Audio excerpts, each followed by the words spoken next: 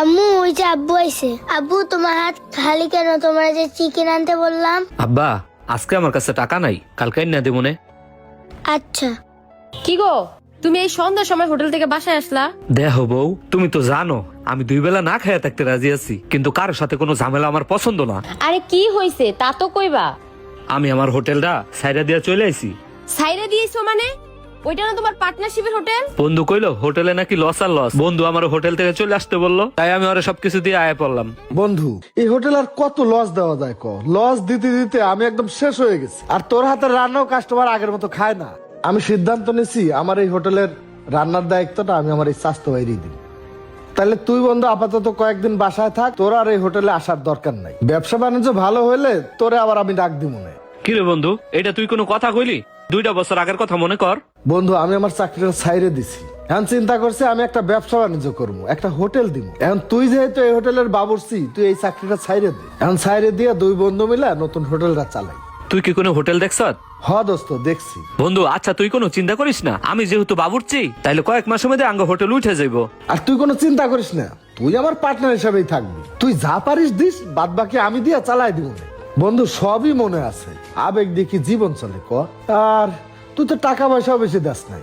তুই যে টাকা দিছিস, যে লস করছি, হিসাব করতে গেলে তোর কাছে টাকা আরো পাইতে যাই। ঠিক আছে, তোর যেটা ভালো মনে হয় তুই কর, তাইলে আমি গেলাম। হ যা।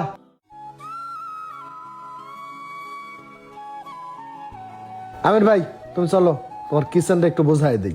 শিমুল, তুমি তোমার বন্ধুর জন্য আর কত কিছু করবা? তোমার তো এটা বুঝার উচিত ছিল আমাদের একটা ছেলে আছে, ওর একটা ভবিষ্যৎ আছে। এখন আমরা খাবো কি? দেখো বউ, তুমি কোনো চিন্তা করো না, আল্লাহ একটা ব্যবস্থা করবে না। আচ্ছা, তুমি যা করছো ভালোই করছো, দাঁড়াও।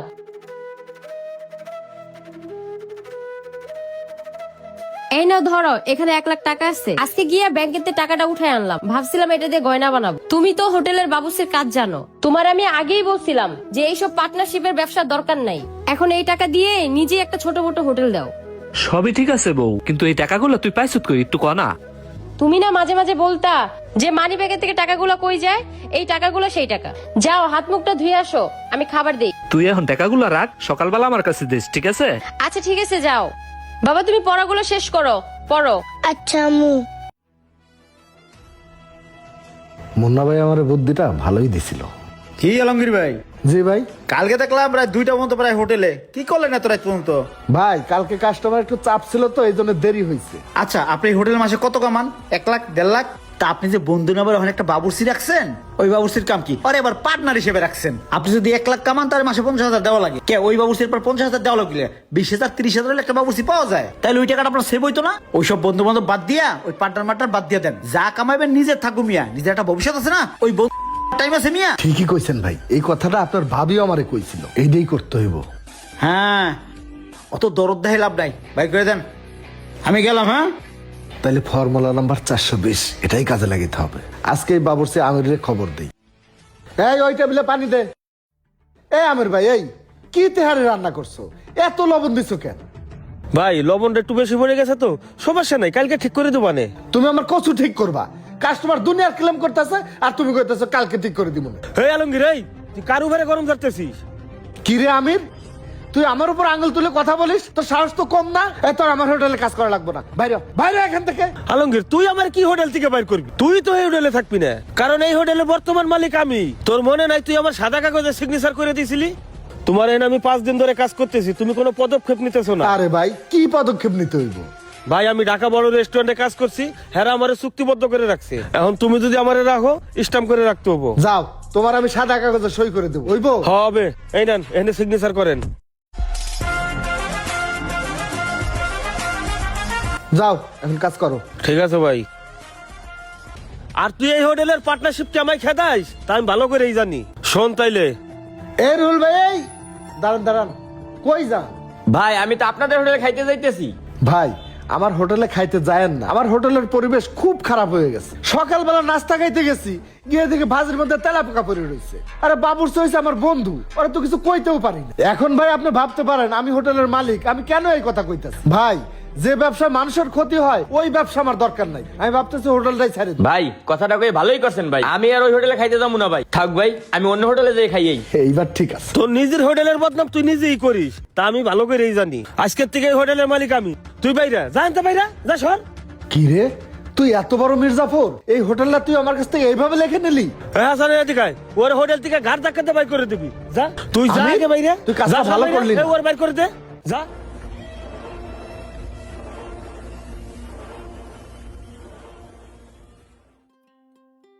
রানা ভাই, জি ভাই। তা রান্না করতেছেন না? শোনেন, আজকে কিন্তু জন্মদিনের একটা পার্টি আছে, অনেক গেস্ট আসবে, ভালো করে রান্নাটা করেন কিন্তু ভাই। আচ্ছা ভাই, ঠিক আছে।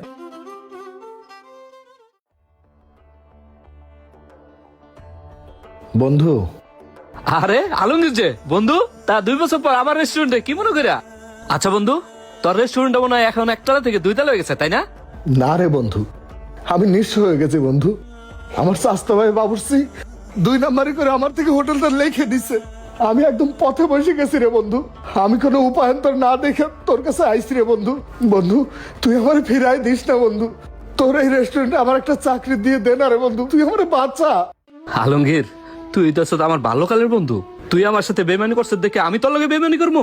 এখন আমিও যদি তোর সাথে বেমানি করি তাহলে তো তোর আর আমার মধ্যে কোনো ব্যবধান রইলো না, এতে বন্ধুত্বের অমর্যাদা করা হয়। আরে এই পাগল, তুই আমার এখানে কি চাকরি করবি? হ্যাঁ, আমার রেস্টুরেন্ট মানে তো তোর রেস্টুরেন্ট। তুই এনে বয় বয় বয় এখানে, আজকে থেকে এই রেস্টুরেন্ট তোর, ঠিক আছে? এটার একটা স্পেশাল পিজা, আমাদের এখানে সেরা পিজাটা আনো, আমার বন্ধু খাবে। বন্ধু রে, আমি মানুষের কথা শুনে তোর সাথে অনেক অবিচার করছি রে বন্ধু।